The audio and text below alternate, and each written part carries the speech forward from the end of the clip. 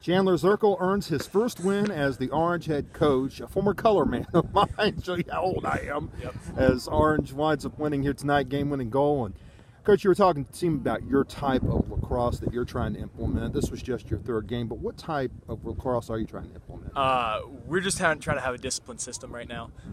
We have some guys that have played a little looser brand of lacrosse before, and when they feel a little bit of pressure, they like to revert back to old bad habits. And habits take time to break, and culture takes time to cultivate. So we're just trying to get guys to play, a fast, smart style lacrosse, where we can get the ball to our offensive players and, take a little time off the clock, get a good shot, maybe not take some of the knuckle-headed shots that we took during the game today. Yeah. It's more of a Johns Hopkins ball control type thing. Yeah, you could say that. Yeah. Koren scores the game-winning goal, but were you thinking at some point during the fourth quarter, God, can we get a clear, please?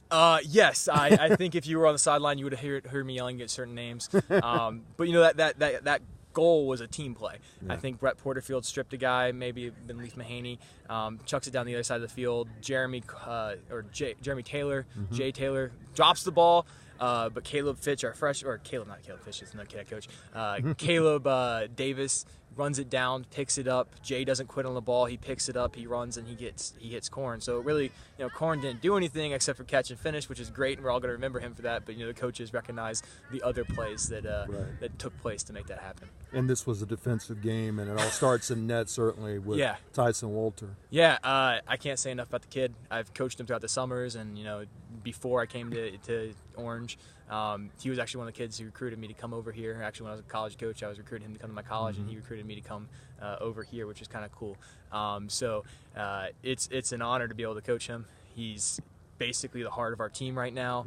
We lost two phenomenal defensemen earlier in the year, one to an ACL, one to a tragic skateboarding accident, and that's really put us back behind the eight ball defensively. We got guys who've never picked up a defense stick before playing defense for us, and you could see tonight some of the fundamentals, some of the understanding where to be was lost. We took our lumps versus East Chapel Hill and versus Athens Drive.